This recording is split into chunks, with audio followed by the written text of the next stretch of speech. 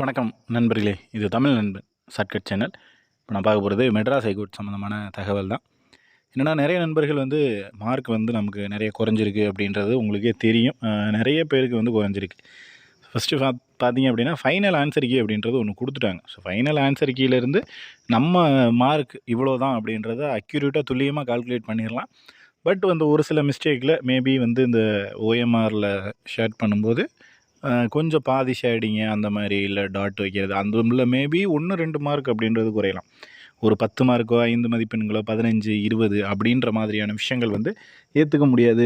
அது எப்படி நடந்திருக்கு அப்படின்றது தெரியலை அப்படின்ற மாதிரி நம்ம சொல்லியிருந்தோம்.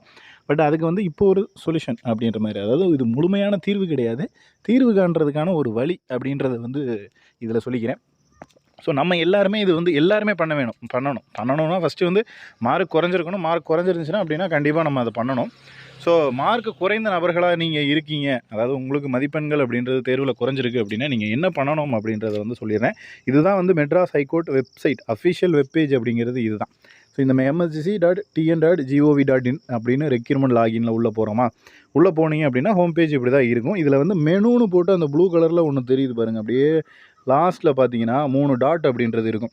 ஸோ இதை கிளிக் பண்ணிங்கன்னு வச்சுக்கிங்க, உங்களுக்கு இன்னொரு பேஜ் ஒன்று ஓப்பன் ஆகும். அந்த பேஜில் பார்த்தீங்க அப்படின்னா தொடர்பு கொள்ளவும்னு கீழே கடைசி தொடர்பு கொள்ளவும் அப்படின்னு இருக்குங்களா, இந்த தொடர்பு கொள்ளவும் அப்படின்னு இருக்கிறத கிளிக் பண்ணுங்கள்.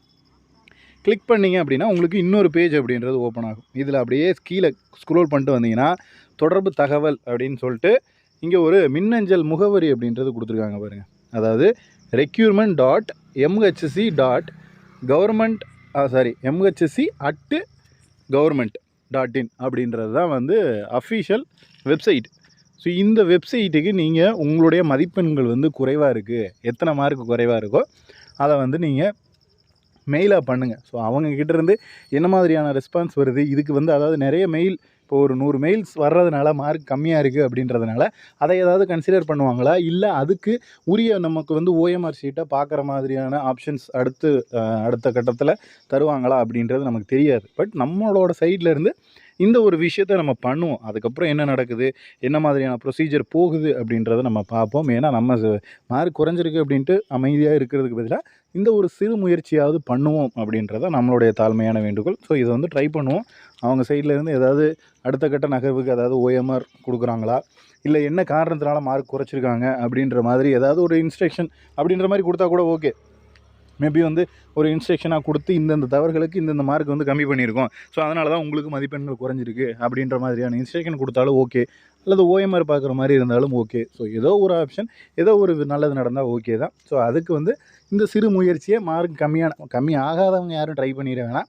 கம்மி ஆகிடுந்துச்சு அப்படின்னா மட்டும் இந்த விஷயத்தை ட்ரை பண்ணுங்கள். ஸோ என்ன மாதிரி அடுத்த நல்லது நடக்குது அப்படின்றத வெயிட் பண்ணி பார்ப்போம். அதே போல் நம்ம பண்ணுற விஷயத்த கொஞ்சம் ரிசல்ட் வர்றதுக்கு முன்னாடியே பண்ணிடணும். ஏன்னா இப்போ ரிசல்ட்டுங்கிறத விட செலெக்ஷன் லிஸ்ட்டு கொடுத்துட்டாங்க அப்படின்னா இந்த கேண்டிடேட் தான் அடுத்த லெவலுக்கு செலக்டட் அப்படின்னா அதுக்கப்புறம் நம்ம அதை மார்க் சேஞ்ச் பண்ணுறது, இது பண்ணுறது, அவங்க ஏதோ ஒரு எந்த விஷயம் நடக்குதா இருந்தாலும் அதுக்கப்புறம் பண்ணுறது அப்படிங்கிறது கண்டிப்பாக சாத்தியமில்லாத ஒரு விஷயம். மேக்ஸிமம் முடிஞ்ச வரைக்கும் இன்று அல்லது நாளைக்குள்ளே நீங்கள் முடிஞ்ச வரைக்கும் எவ்வளோ தூரம் மெயில் போட முடியுமோ, உங்களுடைய மதிப்பெண்கள் குறைஞ்ச அளவுக்கு மட்டும் போடுங்க. நீங்கள் பாட்டுக்கு தேவையில்லாமல் பண்ண வேணாம் அதுக்காக. ஸோ மார்க் குறைஞ்சிருக்கு அப்படின்னா ஜஸ்ட் ரெக்யூர்மெண்ட் போர்டுக்கு இந்த மாதிரி விஷயத்த என்ன கண்டென்ட் அப்படின்றத போட்டு உங்களோட மதிப்பெண்கள் இது பட் இவ்வளோ தான் வந்திருக்கு அப்படின்றத தெளிவுபடுத்துங்க. அதுவும் செலெக்ஷன் லிஸ்ட்டு வர்றதுக்கு முன்னாடி. ஏன்னா செலெக்ஷன் லிஸ்ட்டெல்லாம் வந்துருச்சு அப்படின்னா அதுக்கப்புறம் நம்ம பெருசாக ஒன்றும் பண்ண முடியாது அப்படின்றதையும் தெரிஞ்சுக்க. ஸோ பண்ணி முடிப்போம். பண்ணி முடித்ததுக்கப்புறம் நமக்கு என்ன ரெஸ்பான்ஸ் அப்படின்றது வருது அப்படின்றத அடுத்த கட்டத்தில் பார்த்துக்குவோம். இதில் வேறு ஏதேனும் சந்தேகங்கள் இருந்துச்சுன்னா கீழே கமெண்ட் பண்ணுங்கள். நெக்ஸ்ட் அடுத்த வீடியோவில் பார்க்கலாம். தேங்க்யூ.